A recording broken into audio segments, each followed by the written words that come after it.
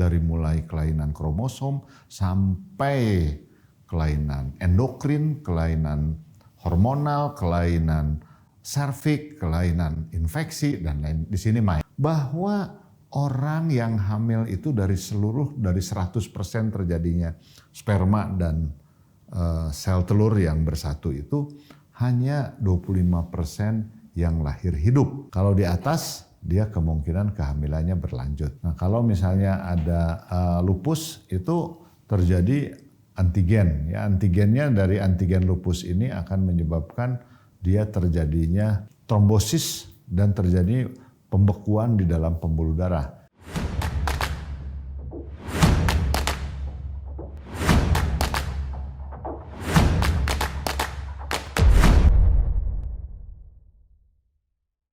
Halo sahabat Dr. Tono, kita ketemu lagi dengan bab keguguran atau abortus. Merupakan suatu topik yang sangat kita ulang-ulang dan minati karena sangat penting dan insidensnya cukup tinggi. 10-15% kehamilan itu berakhir dengan keguguran. Bahkan nanti lebih kalau Anda lihat di dalam piramida fertilisasi. Kita mengenal ada beberapa jenis keguguran berdasarkan usia kehamilan. Yang pertama adalah keguguran biokimiawi atau pre-embryonic stage. Apa sih maksudnya? Keguguran yang terjadi antara 0 sampai 6 minggu. Ya, ini terjadi tes kehamilan positif, kantung kehamilan belum kelihatan, tetapi beberapa kali tes positif akhirnya terjadi perdarahan. Ini bila diperiksa beta-HCG itu positif, ya, baik darah maupun urin. Ini adalah kegagalan biokimiawi atau pre-embryonic stage. Kemudian yang kedua adalah kalau keguguran itu pada kehamilan dini. Apa tandanya? Kehamilan dini adalah embryonic stage. Embrionya tidak berkembang. Biasanya kita temukan secara USG ada peningkatan beta-HCG, kemudian ada pada USG itu ada kantung kehamilan dengan bentuk York-Sac yang ada, kemudian tapi janinnya tidak berkembang. Ini biasanya 6-8 minggu. Dan ini biasanya disebabkan oleh karena gangguan kromosom. Jadi apa tujuannya mengklasifikasikan ini adalah untuk melihat penyebab dari keguguran tersebut. Oleh karena itu di dalam wawancara apabila keguguran harus betul-betul ditanyakan. Kegugurannya itu sudah ada janinnya atau tidak? Apabila keguguran kehamilan lanjut 8 minggu sampai 20 minggu, ini yang menjadi patokan kita untuk menentukan karena segmentasinya banyak. Dari mulai kelainan kromosom sampai kelainan endokrin, kelainan hormonal, kelainan serviks, kelainan infeksi, dan lain. Di sini main.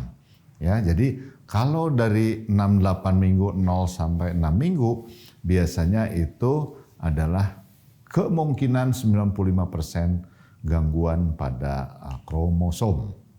Nah, apa definisi keguguran? Jadi keguguran itu berakhirnya kehamilan secara spontan ketika janin belum mampu hidup.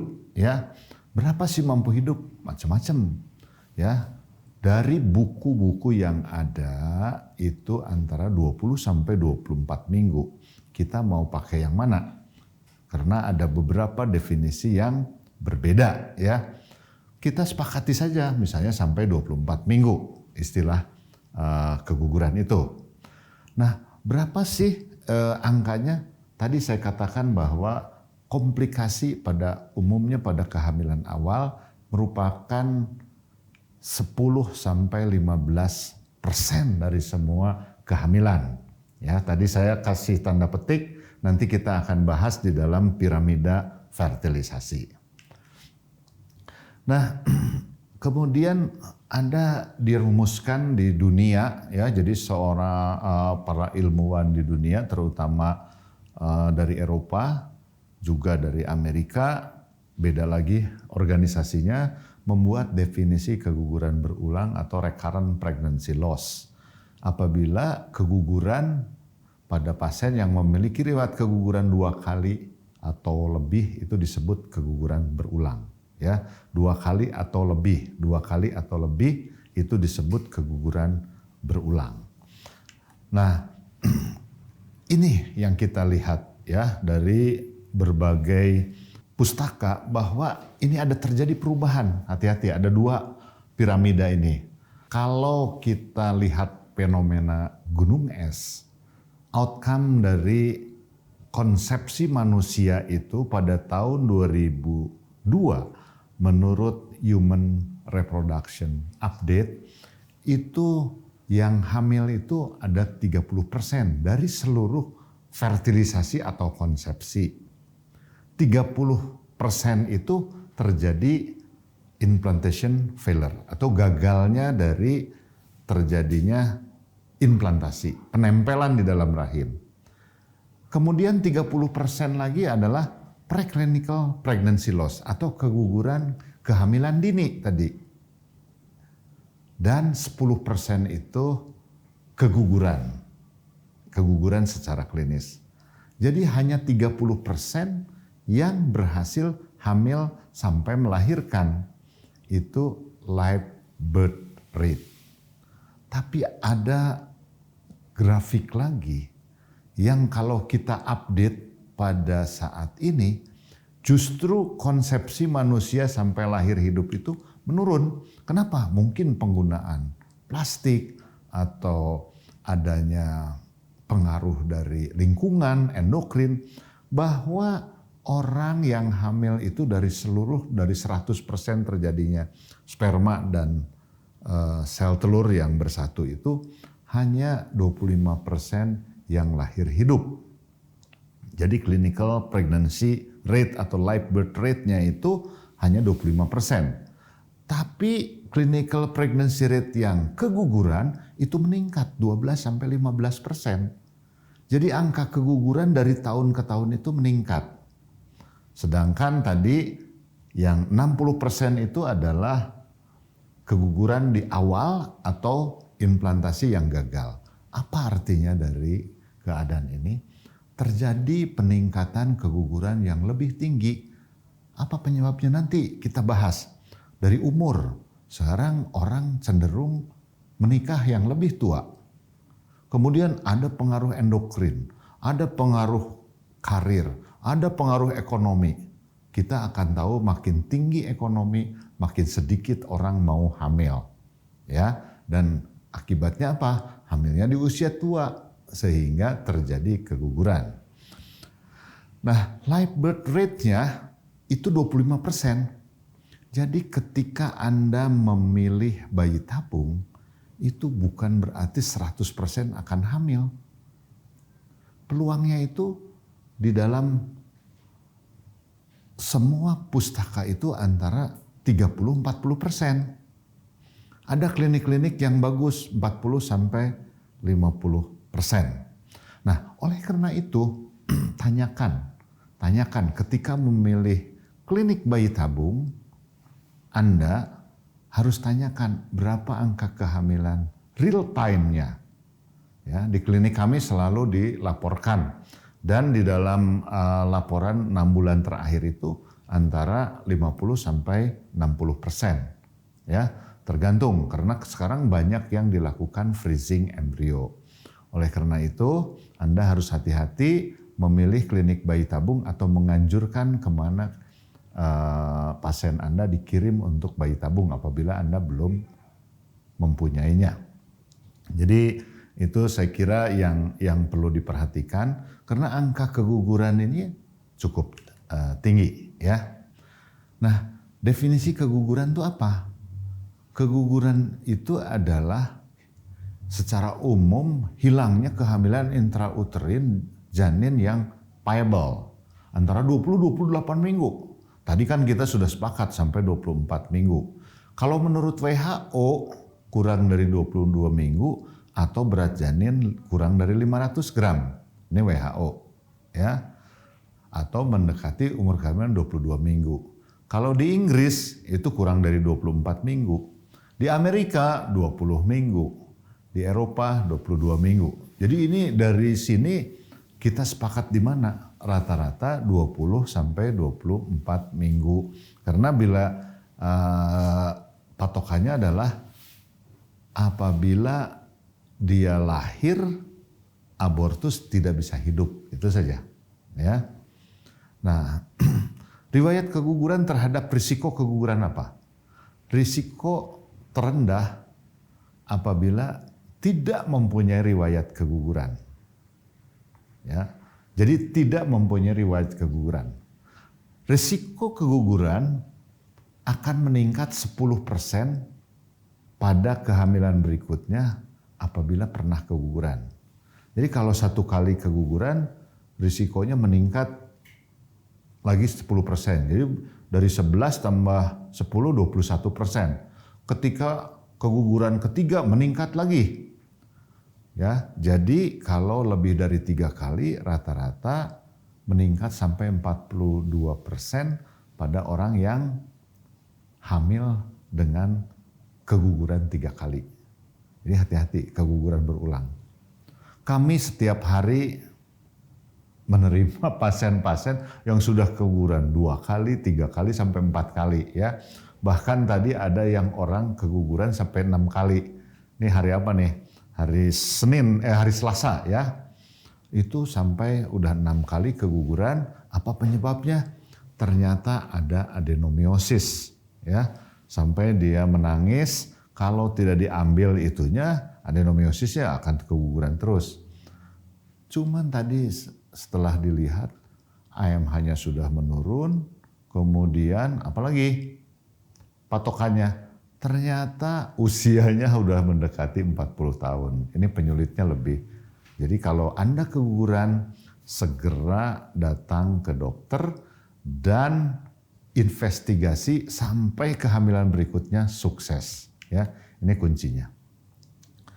Nah, risiko terendah keguguran ternyata pada usia nih ya, 20 sampai 29 tahun. Itu ada 12%. 12% risiko terendah pada umur 20 sampai 29 tahun. Meningkat 65% ketika usianya di atas 45 tahun. Jadi umur itu penting. Apalagi yang menyebabkan risiko terendah, ya risiko terendah keguguran berdasarkan berat badan. Apabila Anda berat badannya BMI, Body Mass Index antara 18,5 sampai 24,9 kg. Jadi Anda tinggi badan, berat badan diukur berapa BMI-nya. BMI meningkatkan risiko keguguran. BMI meningkatkan risiko keguguran. Jadi hati-hati ya, risiko keguguran tambah gemuk orang tambah risikonya tambah tinggi. Ya. Dan ini ada berdasarkan etnis. Ternyata orang kulit hitam lebih cenderung mempunyai angka keguguran yang lebih tinggi. Nah, faktor demografi terhadap risiko keguguran. Jadi kalau kita lihat makin tinggi keguguran, makin tinggi usia gitu ya. Jadi ini yang angka keguguran itu grafik yang warna hijau. Ya, makin tinggi usia kan di sini 12%. Di 20, 24, kemudian 25, 29 masih stabil. Begitu ke 34 naik lagi, begitu ke 39 naik lagi, dan keguguran sangat meningkat di atas 40% apabila umurnya di atas 40 tahun. Makanya angka kehamilan bayi tabung pun akan menurun di atas 40 tahun. Kemudian antara bagaimana kemungkinan kehamilan? Kemungkinan kehamilan paling tinggi adalah 20-24 tahun. 25-29 udah mulai turun. Kemudian 35, ini 30-34 turun lagi. Ini grafik yang warna ungu ya. Jadi ingat, umur sangat berpengaruh terhadap risiko keguguran. Terus kemudian kita lihat ya, Mengapa keguguran meningkat seiring dengan pertambahan usia wanita? Karena jumlah oosit tidak normal meningkat seiring dengan usia. Apa? Menyebabkan kemungkinan risiko trisomi, ya. Jadi risiko kelainan, terutama pada 35-40 tahun. Kemungkinan trisomi seperti Down syndrome dan lain sebagainya. Apa penyebabnya? Karena jumlah folikel atau jumlah sel telur sehat menurun terus. Ini lihat kalau Anda lihat grafik yang biru, ini jumlah folikel. Waktu lahir itu folikel itu ada, sel telur itu ada 2 juta. Ketika dia haid itu cuman tinggal 2 juta lagi, ya. Jadi 2 juta ya, ketika dilahirkan 4 juta, begitu dia haid sudah menurun. Bahkan pada waktu mulai aktif bereproduksi itu hanya 400.000. Dia akan menurun lagi ketika umur lebih dari 35 tahun hanya 25.000 sel telur. Jadi makin rendah, ya. Jadi total peak fertility kalau paling bagus itu antara 20 sampai 30 tahun, ya. Karena oosit makin tua makin banyak yang kelainan kromosom. Jadi apa sih investigasinya? Telusuri riwayat medis pasien dan keluarganya. Screening faktor-faktor genetik, ya. Jadi faktor genetik dilihat. Screening trombofilia, jadi kelainan trombofilia misalnya gangguan imunologi, ya, antiphospholipid syndrome. Screening imunologi, screening faktor endokrin dan metabolik, pemeriksaan anatomi yang jelas karena kelainan anatomi dari rahim juga menyebabkan kemungkinan keguguran berulang, dan pemeriksaan faktor sperma. Jadi kalau keguguran berulang, jangan lupa diperiksa DNA sperma, ya. DNA sperma, fragmentasi DNA tidak boleh lebih dari 25% kalau bisa, ya. Jadi bagusnya normalnya di bawah 25%. Nah, apa saja etiologinya? Dan semua obatnya itu ada progesteron. Ya, jadi Anda progesteron, dan bila progesteron yang Anda pilih, pilihlah progesteron yang alami atau menyerupai alami. Ya, apa sih penyebabnya? Nah, ini penting sekali nih, ya. Jadi kalau uterusnya kelainan, dari adanya kelainan dari abnormal dari uterus itu bisa bentuknya septa atau bikorno. Bisa juga ada polip atau miom, bisa adenomiosis. Bisa jadi si mulut rahimnya lemah. Kalau mulut rahimnya lemah, bagaimana? Diikat itu mulut rahimnya. Kalau adenomiosis ya operasi. Kalau polip ya diambil polipnya atau miomnya, ya. Kalau misalnya ada bikornu ya kita rekonstruksi, ya. Nah, genetik abnormal apa?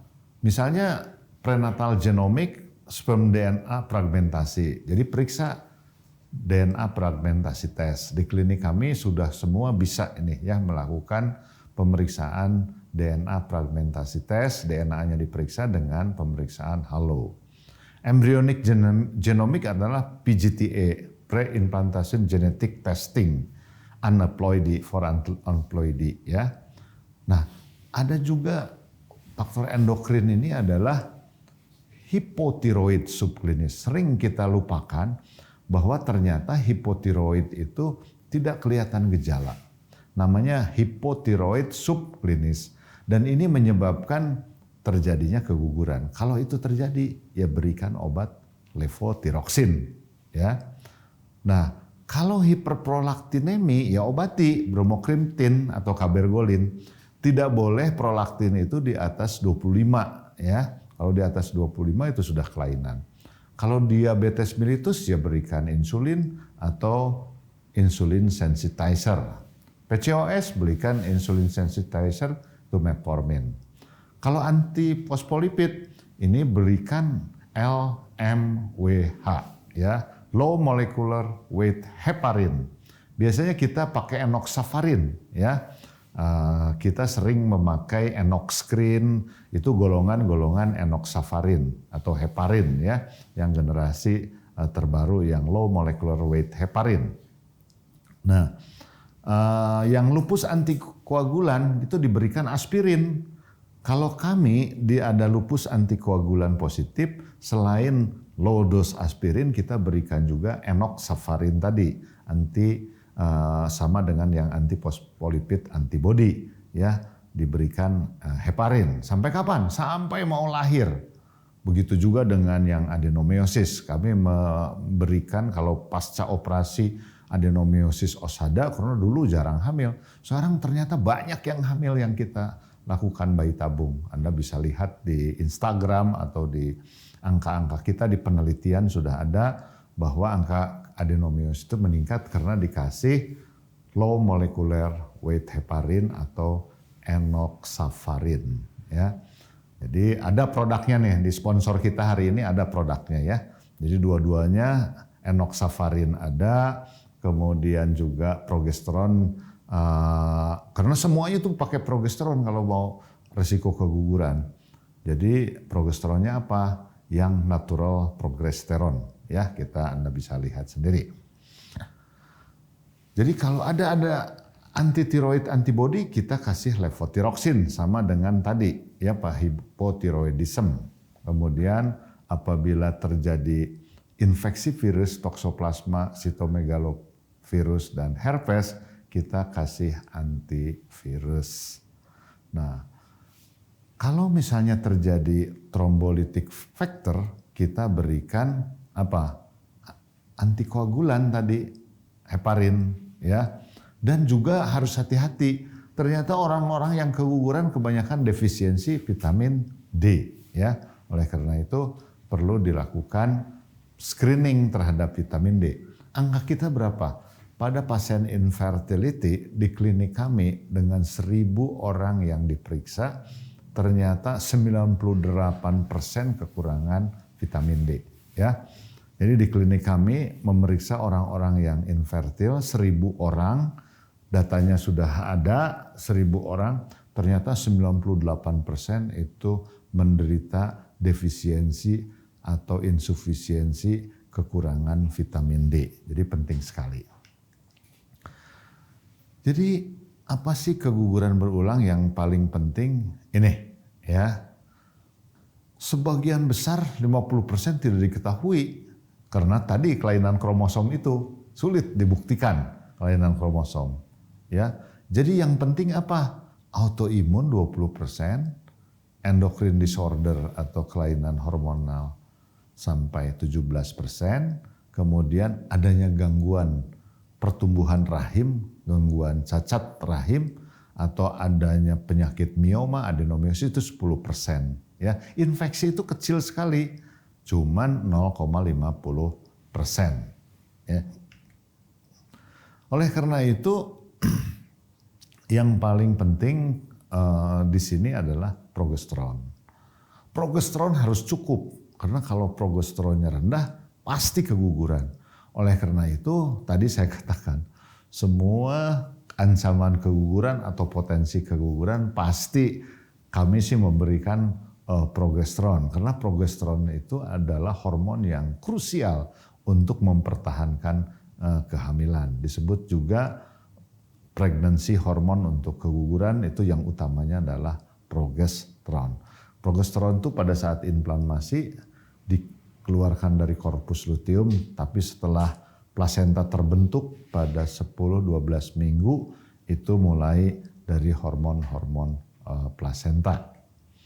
Nah, ini faktor-faktor yang sering menyebabkan keguguran. Jadi jangan lupa tadi ya, ini hari Selasa tanggal 20 berapa ya, Wi? 27 ya. Hari Selasa tanggal 27 itu tadi ada wanita dua-duanya kebetulan bersaudara, ada kelainan kongenital dari rahim. Ya, yang satu uterusnya tuh 2, jadi 2 uterus, bukan bikorno. Dia uterusnya itu di Delphis gitu ya. Jadi 2, mulut rahimnya 2. Nah ini beliau sudah mempunyai embrio di satu klinik, kemudian datang ke kami karena ada hidrosalping ya dari Jakarta. Nah kita akan lakukan laparoskopi untuk reparasi hidrosalpingnya, nanti akan dilakukan penanaman embrio. Nah prevalensi kelainan kongenital itu 6,7%. Pada pasien infertil 7,3%. Tapi kalau keguguran berulang ini terjadi meningkat jadi 16,7%. Jadi hati-hati ya. Biasanya kita periksa kemungkinan ada kelainan itu dengan USG. USG-nya pakai 3 dimensi ya. Tadi kita sama-sama dengan tim memeriksa satu orang yang kelainan dengan gangguan rahim. Nah, apa sih yang paling sering pada keguguran berulang ini? Ya, yang paling sering adalah pada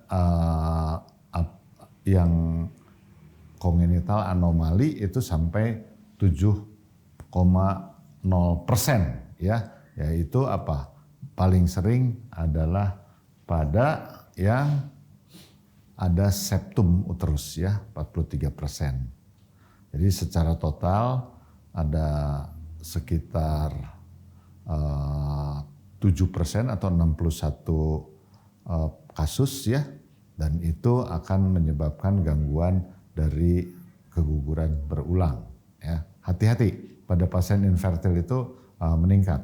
Ini kan uterus normal seperti ini. Ini seperti ini di Delphis ya. Jadi ada 2. Nah, tadi kami menemukan di Delphis gini. Jadi persis gambar ini ya. Nah, bagaimana? Ini ada 2, apakah kita ini satukan ke sini, metroplasti namanya, kemudian disatukan, atau memang seperti ini. Kalau seperti ini, kemungkinan kehamilannya prematur. Ya, kita juga masih mereka-reka seperti apa kejadian pada kasus-kasus dengan uterus yang seperti ini. Nah, ini satu keguguran pada kasus adanya septum ya. Jadi embrio tidak adekuat, di sini ada septum ya. 2 ada septum itu ada batas antara rahimnya seolah-olah 2, terjadi dia kehamilan di sini dan pasti terjadi walaupun kehamilannya lanjut dia tidak bisa sampai cukup bulan, biasanya dia terjadi prematur.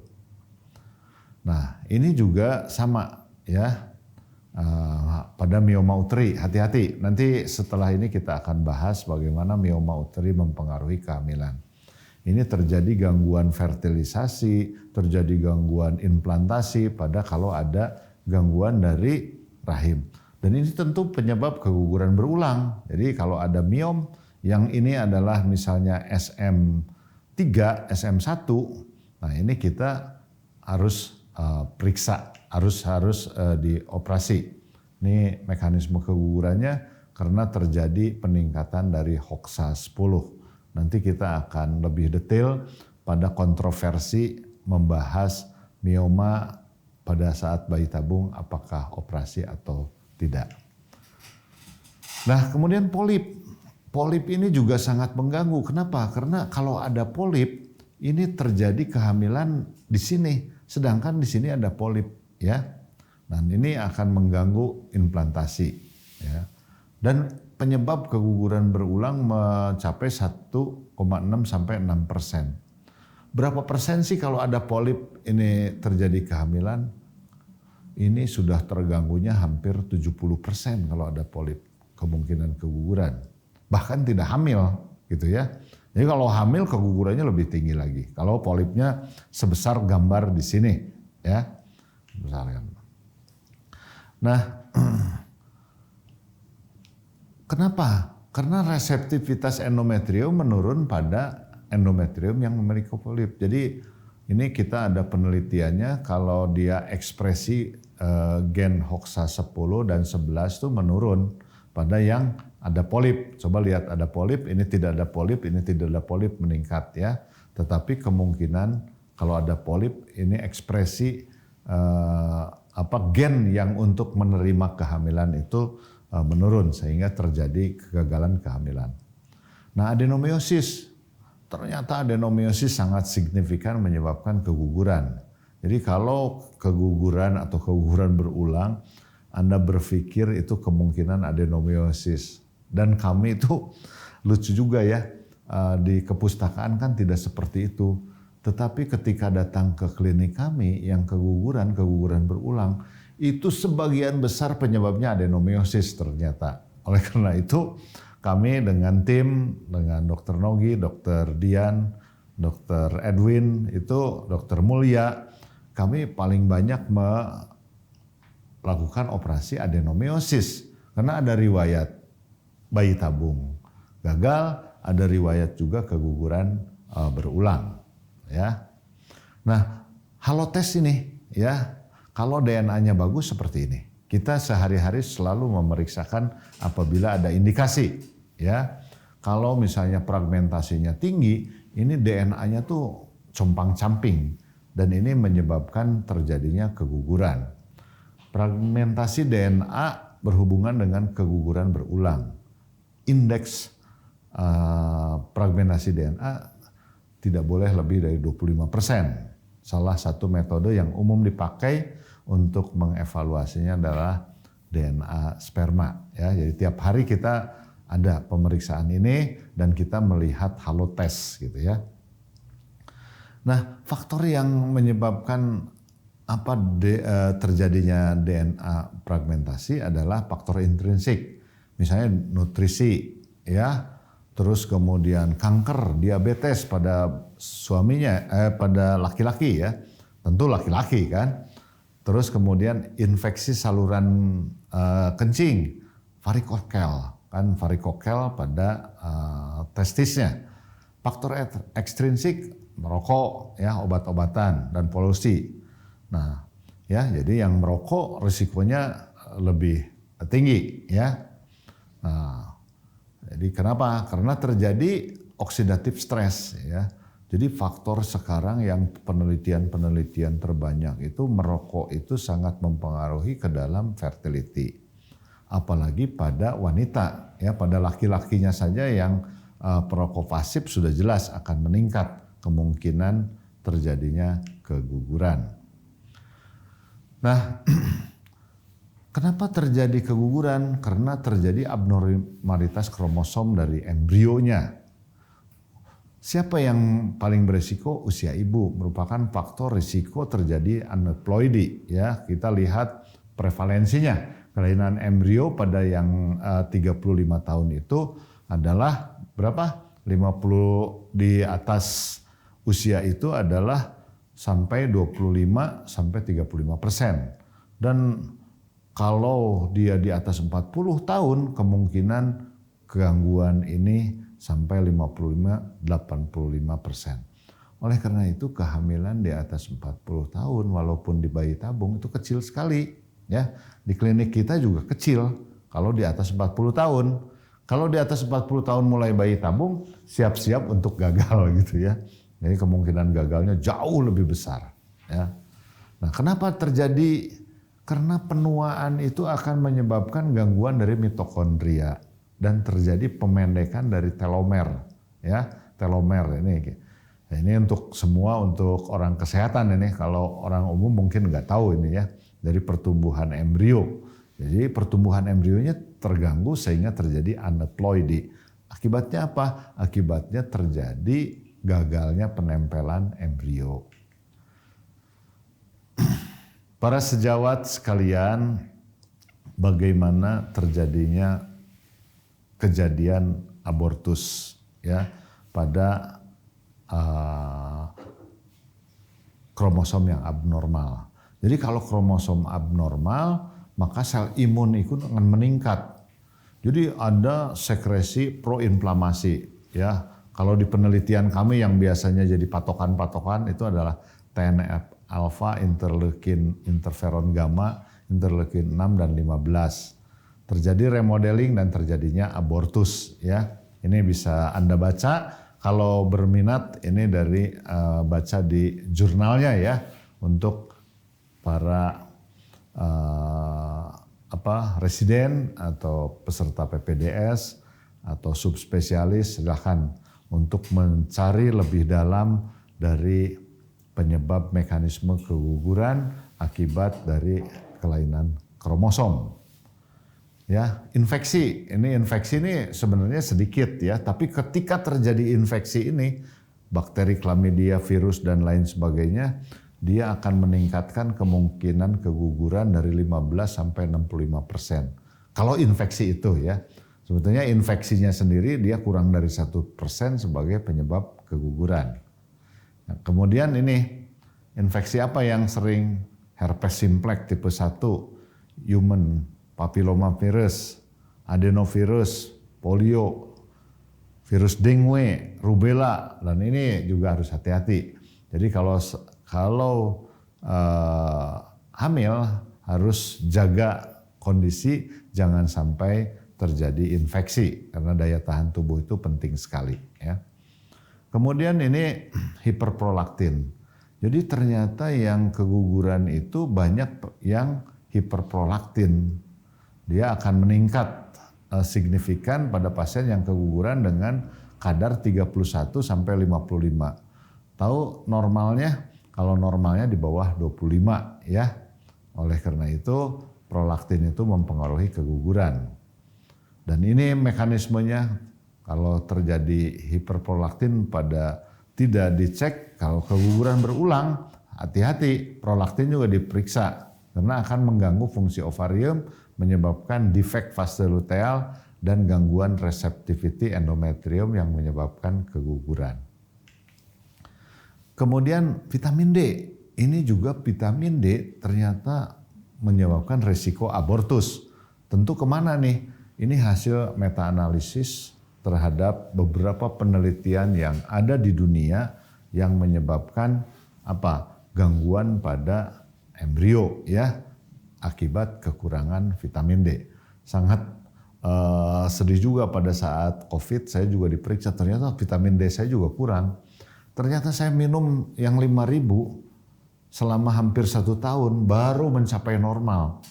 Jadi minum hampir rutin ya, baru normal di atas itu standar 30 nanogram ya. Jadi agak sulit, mungkin karena umur saya sudah lanjut sehingga agak sulit mencapai kadar normal. Tapi sekarang kalau kita periksa sudah normal ya. Ternyata kita kebanyakan defisiensi vitamin D. Tahu nggak?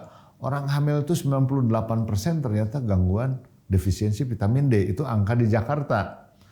Penelitian kami di rumah sakit kami ya, di rumah sakit yang cukup misalnya swasta terkemuka di Bandung itu dengan range ekonomi menengah ke atas sedikit ya, itu ternyata angka kami 96% wanita hamil defisiensi atau insufisiensi vitamin D. Jadi penting sekali ya ini untuk hati-hati karena mempengaruhi sistem imun ya. Nah, oleh karena itu vitamin D mulai dari anak kecil sekarang, demikian juga menjadi isu di bagian anak ya. Selalu diberikan defisiensi vitamin D, berikan vitamin D pada anak-anak Anda. Jangan sampai rendah. Kalau anak sering sakit, kemungkinan vitamin D-nya rendah. Ya, ini sudah dibuktikan dan sudah menjadi bukti yang kuat. Oleh karena itu, orang-orang tua yang punya anak ketika anaknya sering flu, batuk, pilek, terus berulang, hati-hati defisiensi vitamin D. Karena apa? Karena dia memacu sitokin yang untuk terjadinya peradangan atau proinflamasi ya. Nah ini mekanismenya, jalurnya untuk terjadinya kehamilan. Ya. Kalau misalnya terjadi kurang vitamin D, ini akan terjadi keseimbangan ya, di mana proinflamasi itu akan lebih dominan, sehingga kalau terjadi kehamilan antiinflamasinya harus meningkat. Nah ini semua saya kira para dokter ini semua sangat paham antara imunotolerance. Kalau misalnya kehamilan itu kan ada benda asing. Benda asing itu harusnya ditolak. Sperma itu benda asing, harusnya ditolak, tetapi ada mekanisme untuk melindungi dia. Demikian juga kehamilan. Kehamilan itu ada faktor sperma yang akan ditanam di ibu. Pasti ada yang menolaknya. Oleh karena itu tubuh memerlukan imunotoleransi. Siapa dia? Yaitu hormon progesteron yang menyebabkan progesteron induced blocking factor. Ya, sehingga antiinflamasinya diturunkan, proinflamatorinya dinaikkan, dan itu terjadi keguguran gitu ya. Nah, yang diperkuat apa? Jadi harus antiinflamasinya. Kalau di grafik ini begitu antiinflamasinya naik, ya terjadi kehamilan terus karena terjadi imunotoleransi terhadap embrio. Ya.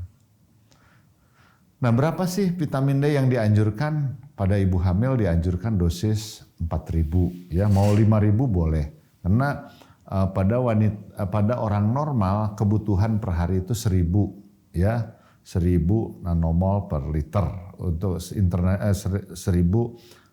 international unit untuk yang normal vitamin D. Apabila kekurangan 4.000, ya ini dosis yang efektif untuk kekurangan vitamin D pada wanita hamil.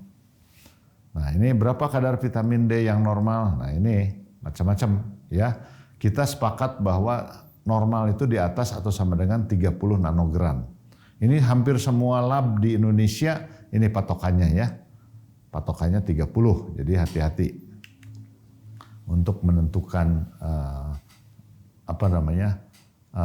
kekurangan vitamin D. Nah, ini juga keperluan vitamin D. Tadi saya katakan antara 1.000 ya, 1.000 sampai 2.000. Kalau dia normal ya, kalau batas yang aman itu 1.500 sampai 2.000. Itu pada ibu hamil. Tetapi pada kehamilan itu lebih meningkat sampai 4.000 unit. Silahkan Anda baca, dan Anda kalau tertarik lihat di bawahnya itu ada jurnal-jurnalnya yang bisa Anda ambil. Ya. Nah, screening tiroid pada keguguran berulang itu penting banget gitu ya. Penting sekali karena sering terjadi hipotiroid atau hipertiroid. Apa yang paling sering jadi screening pada orang yang pernah keguguran adalah TSH. Kalau TSH-nya abnormal, ini lihat free T4. Jadi kalau TSH-nya tinggi, lihat free T4, TSH-nya rendah, lihat free T4. Tapi kalau TSH-nya normal, selesai tiroid itu ya. Kalau misalnya dia tinggi TSH-nya, ini ada lihat free T4. Kalau normal dia hipotiroid subklinik ya, kalau normal ya. Kalau rendah dia hipotiroid. Kalau hipotiroid subklinik sudah mempengaruhi ya. Lihat free T4, kalau dia rendah, kalau dia tinggi hipertiroid ya. Nah, itu hati-hati ya. Nah, ini terminologi gangguan tiroid. Anda bisa lihat ini penting sekali kadar TSH oleh Anda ya. Eutiroid itu 0,44 sampai 450 ya. Kalau misalnya dia hipertiroid kurang dari 0,44 ya. Dan hipotiroid lebih dari 4,5. Tapi pada bayi tabung kami selalu, kalau udah 4,5 itu udah abnormal, 4 sudah abnormal, sehingga diterapi. Ketika bayi tabung saya inginkan adalah di bawah 3, ya di bawah 3 sampai di atas 1, itu yang paling enak untuk kita bayi tabung. Karena ada cut off point-nya sampai 2,8, ada 3,2. Hati-hati ya hipertiroid ini. Karena kalau terjadi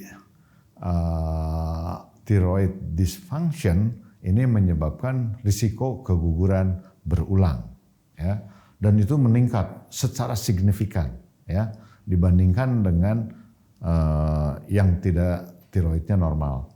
Demikian juga antitiroid, kalau ada antigennya ya Hashimoto ini juga meningkat ya, kemungkinan kegugurannya lebih tinggi. Ini lihat dari penelitiannya ada tiroid antibody positif, ini harus diobati dulu sampai dia dalam kadar yang normal ya. Antitiroid antibody itu yang positif selalu menyebabkan keguguran berulang. Nah, apa yang menyebabkan dia keguguran berulang? Ternyata gangguan keseimbangan hormon akibat gangguan tiroid itu menyebabkan defek fase luteal. Jadi fase luteal itu fase penerimaan embrio. Dia akan menurun di situ ya. Oleh karena itu ini yang menyebabkan kenapa dia tiroid, progesteron endogen tidak cukup untuk mempertahankan fungsi sekresi endometrium. Kemudian gangguan intrinsik endometrium dari reseptivity. Gangguan struktur histologi endometrium yang menyebabkan gangguan implantasi. Ini adalah levotiroxin. Jadi orang yang gangguan tiroid dikasih levotiroxin ini akan menyebabkan kehamilannya bertahan ya. Ini adalah pengobatan utama. Ketika ada keguguran berulang, TSH-nya tinggi, wajib diberikan levotiroxin. Itu konsensus seluruh dunia. Karena materi ini adalah untuk para profesional, terutama dokter yang berkecimpung dalam kehamilan ya. Ini mungkin levelnya sudah PPDS, spesialis obgyn, kemudian subspesialis ya. Nah, antiphospholipid syndrome, hati-hati, APS atau lupus. Ini hati-hati ya, karena akan menyebabkan antibodi antiphospholipidnya meningkat dan menyebabkan trombosis vaskuler dan akan menyebabkan gangguan kehamilan. Jadi ada 3 antiphospholipid yang paling sering, yaitu adalah lupus antikoagulan, antikardiolipin antibody, dan antibody beta glikoprotein. Nah, kalau misalnya ada tadi lupus itu terjadi antigen, ya antigennya dari antigen lupus ini akan menyebabkan dia terjadinya trombosis dan terjadi pembekuan di dalam pembuluh darah, sehingga menyebabkan apa? Menyebabkan terjadinya sumbatan di pembuluh darah dan menyebabkan keguguran atau bahkan terjadi preeklamsi dan lain sebagainya. Ya, oleh karena itu ada the Miyakis kriteria, ya salah satu kriteria sindroma antiphospholipid, ya sebanyak 3 kali atau lebih keguguran berturut-turut spontan sebelum minggu ke-10. Nah, ini harus hati-hati, curiga ada sindroma antiphospholipid ya. Dan ini menyebabkan 15-20% menyebabkan keguguran karena akibat trombosis. Oleh karena itu, orang-orang yang lupus ini kenapa kegugurannya? Karena pembuluh darah kecilnya ke rahim itu tersumbat sehingga si janin itu tidak mendapat makanan yang cukup dan akibatnya terjadi keguguran di sini nih. Bisa juga meninggal mendadak. Jadi tali pusatnya itu langsung terjadi gangguan dan terjadi penyumbatan di sistem ke tali pusat ke janin sehingga janin tidak bisa makan ya akibat dari trombosis antiphospholipid. Nah, ini yang terjadi ya. Bagaimana aktivasinya? Kalau mau diperdalam lagi silahkan. Ini ya, ada antibodi, sistem kaskade, invasi vaskuler, terus kemudian remodeling tidak terjadi, kemudian terjadi keguguran. Ini terjadi. Inilah yang menyebabkan pada orang-orang lupus itu terjadi gangguan di mana-mana, termasuk tergantung mekanismenya. Dan sering juga janinnya kecil karena makanannya berkurang. Ya, dampak antiphospholipid ini banyak sekali. Terjadi keguguran berulang, terjadi preeklamsi, IUGR, bahkan sampai kematian di dalam rahim. Jadi hati-hati Oleh karena itu ketika ada keguguran berulang, mungkin kita harus juga memeriksa daripada antiposfolipid syndrome ya. Kita sih selalu periksa ya. Apa sih screeningnya? Ini lupus antikoagulin, antibody antiposfolipid ya. ACA, IgG, IgM kita periksa. Dan lebih spesifik ini diperiksa adalah antibody beta 2 glikoprotein 1. Jadi ini setelah 2 kali keguguran, kalau ada ini ya kita harus obati. Tadi dengan yang di awal itu bisa dengan aspirin atau juga dengan heparin, tadi low molecular weight heparin. Ya. Jadi screeningnya apa? Warna keguguran tiroid, PCOS, hiperprolaktin, lihat luteal phase, androgen, vitamin D, dan ini kesimpulannya ya. Kalau dia terjadi keguguran berulang, karena progesteron itu persiapan untuk menerima kehamilan. Kita bisa melihat apa? Dari USG juga bisa kelihatan. Dari pemeriksaan laboratorium kita selalu memeriksa progesteron pada saat mau transfer embrio. Kemudian ada penelitian yang menyebabkan kalau dia terjadi kehamilan, serum progesteronnya itu menurun, ya. Jadi hati-hati. Jadi makin turun progesteron, makin kemungkinan keguguran tinggi. Ada satu jurnal ini kalau pada bayi tabung berapa sih serum progesteron yang dilihat? Ada 2. Jadi ketika diperiksa progesteronnya di bawah 25 nanogram dan di atas. Kalau di bawah itu kemungkinan keguguran. Kalau di atas dia kemungkinan kehamilannya berlanjut. Ini dari satu jurnal yang ada, kita lihat bahwa progesteron itu hal yang penting. Kita melihat ongoing pregnancy rate yang di atas 25 itu hampir 98%. Kegugurannya 2%. Tapi kalau di bawah 25 itu terjadi keguguran itu sampai 58%. Ini di jurnal ini ya, kita bisa lihat. Nah, faktor penentu implantasi itu apa kesimpulannya? Ada 3 ya. Jadi kalau dia hamil itu akan baik atau tidak, ini ada 3 ya, faktor. Ini adalah kesimpulan terakhir bahwa faktor penentu keberhasilan implantasi adalah 1, embrionya euploid atau aneuploid. Ya, jadi kalau semuanya baik tapi embrionya aneuploid ya tidak akan terjadi kehamilan yang normal karena di situ terjadi kelainan kromosom. Yang kedua adalah endometrial support ya. Pembuluh darah, receptivity, tadi antibodi lupus koagulan itu kan mengganggu semua di sini. Jadi harus reseptif dan pembuluh darahnya harus baik. Yang ketiga adalah endocrine support.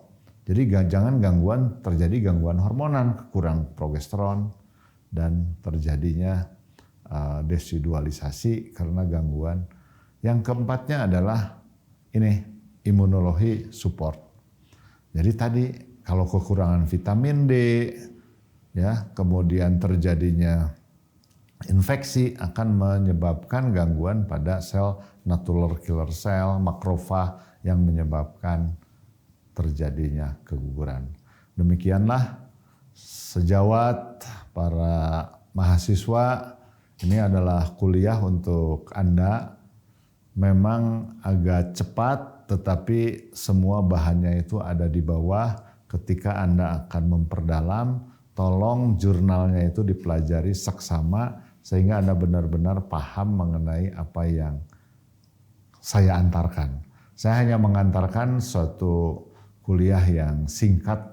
Kalau dibahas satu-satu itu bisa waktunya luar biasa ini. Tetapi paling tidak ini adalah jalan yang untuk Anda mempelajari lebih jauh, lebih mudah untuk memahami yang lebih dalam dari penentu keberhasilan kehamilan. Terima kasih. Wassalamualaikum warahmatullahi wabarakatuh. Mohon maaf apabila ada kekurangan. Jangan lupa subscribe YouTube Dr. Tono ya.